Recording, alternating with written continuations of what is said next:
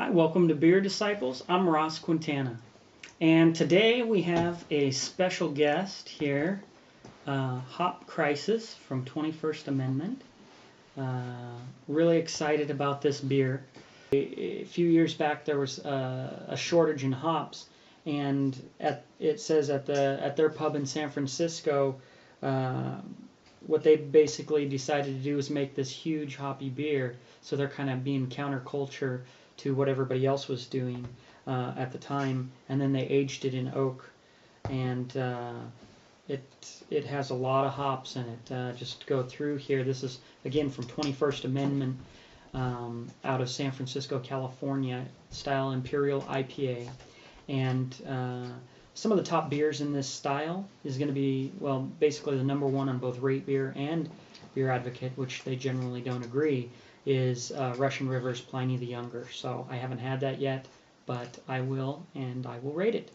On this beer, the ABV is at 9.7%, IBU's 94. Malts are pale Munich, and they had on their website dextrose, which I'm pretty sure is not malt, but obviously they're using it. And then hops, for the bittering hops, they have Columbus, Centennial, and Cascade. And then for dry hops, they have Simcoe, Autumn, Amarillo, and Cascade. So we've got a ton of hops in here. And then it's also aged on oak spirals, which are basically an alternative to oak barrels. It ages, it infuses the oak flavor a little bit faster than traditional oak barrels. And it's a trend that a lot of places are going to, because it's also more controllable. You can control exactly different styles of flavors based on the oak used and what you want to accomplish. So anyway, RateBeer has this as a 99 overall. Not a lot of ratings yet because it just recently came out. So 99 overall and 93 out of the style. That's out of 110 ratings. And then Beer Advocate has it at a B+ out of 99 ratings. So I am excited to give old Hop Crisis a try here. Got my trusty Sam Adams tasting glass here, and let's see what we got. I really like 21st Amendment. They've been doing a great job on their beers, and so I'm glad to see them hit an Imperial version and see how they do on that, because I think on the regular beers they do a pretty good job. So let's take a look at this pour.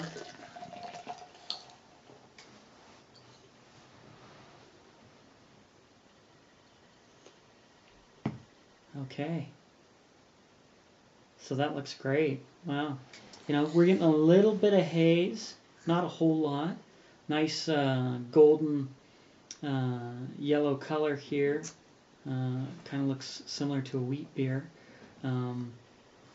Decent sized head. Looks like it's a little bit soapy. Definitely soapy, so I'm not seeing a lot of lacing here on this. Anyway, let's take. I'm going to say on that for pour and appearance, for me that's probably going to be. I'm going to say maybe either 3.5 or 4. I'm going to say 3.5. You know, it could almost go 4, but I've seen some pretty impressive pours out there. So not bad, but nothing that's, you know, jumping off at me. Now there, the lacing's getting a little stickier as it comes down. It was kind of sudsy at first. Let's go to the nose on this. So you're definitely getting hit up front with those, you're getting some floral hops, a little bit of pininess, not a lot, more citrus and floral, just a touch of grapefruit. Definitely a pretty good hop profile on that. For smell, I'm going to go, it's pretty pleasing actually. I'm going to give it a 4. It's pretty solid. Let's check the taste out on this.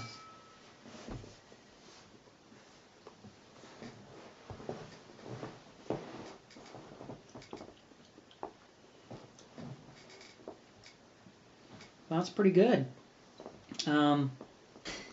You get the body. It's interesting. The body not that big on this. The hops, there's a lot of hops in there. When you look at the IBUs at 94, you're thinking, wow, this is going to be pretty heavy.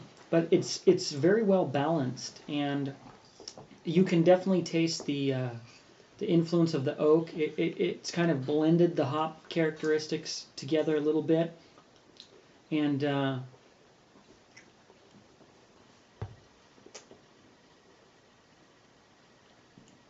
pretty solid outing overall. It's a lot more refreshing than I thought it was going to be. I thought it was going to, hop crisis. I thought, man, they're going to come out, like a lot of these West Coast IPAs and just have a real imbalanced beer that's really hoppy. But actually, one of the beers they do that I really enjoy as a session beer is Bitter American, and it's very well balanced and full flavor. So, I like what they did here. A lot of times on some of these Imperial IPAs, you think they're going to just hit you, like a ton of bricks, and then when they're balanced, like some of them that are kind of surprising that way, it's kind of refreshing actually. This is quite a beer. I think this is going to be very good in the summertime if you can get this, because even though it's got a lot of flavor, it's not overwhelming. It's still very solid outing. I mean, I'm kind of in between. I've heard some of the other reviewers say, well, the beer has an identity crisis, and I think that in some ways it might be because it's very well balanced and it doesn't, certain profiles don't stick out. But for taste, for me, I'm going to go a 4 on this. I think it could have been a little bit bigger, and what I've noticed generally with the oak is that it kind of mellows out the profile. So I think that's where you get a catch-22, because someone who wants an Imperial IPA probably doesn't want it mellow. They almost want to be wowed. But then again, when you kind of refine your taste, you don't need to have this over-the-top hop burst. It can be a big one beer that does a great job at making a big beer that is balanced is Southern Tier Unearthly, and that's 153 IBUs. Huge beer, but they do such a good job on the malt body that the whole beer grows instead of just growing one side of it. With this is definitely not an unearthly, but it's very well balanced. So I'm going to say 4 on taste. Mouthfeel for me,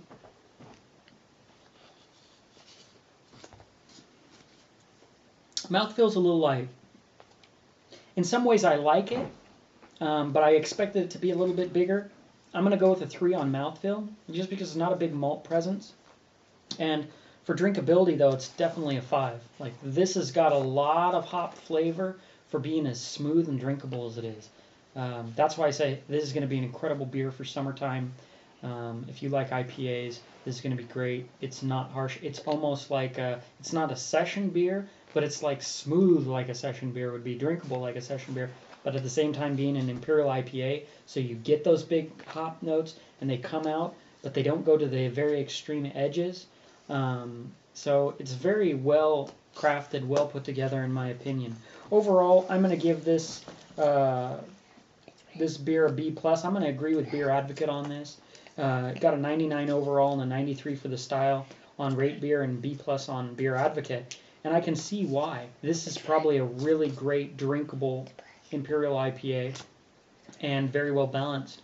If it was a little bigger in the malt body and the hop characteristics, I think it could go to an A- quite easily. But I'm going to say B+ on this, and overall I'm going to say my number rating, I'm going to go 92 overall. I like it.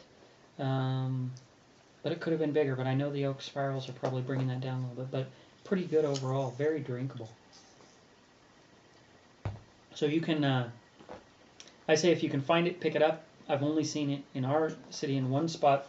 Some local options if you are looking for other Imperial IPAs in this area.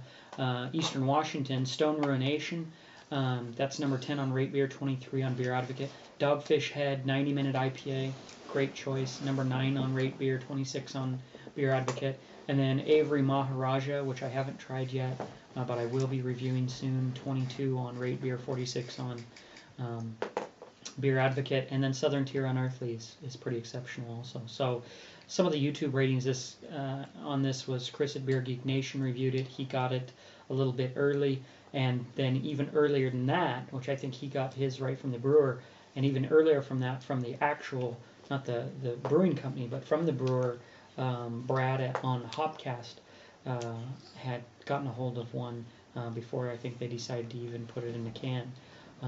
And rated it, and both those ratings were good. So I'm going to say if you can find it, pick it up. You're not going to be disappointed. Great beer. And you can join us, leave comments below. Join us on Facebook at facebook.com/BeerDisciples. Let us know any beers you want us to review.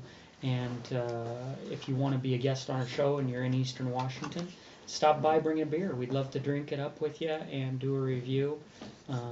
We're constantly going through the beer universe and getting all these reviewed so that we can have our top list, so that way we can pass that on to you so you don't have to waste your time on hundreds of mediocre beers like we have.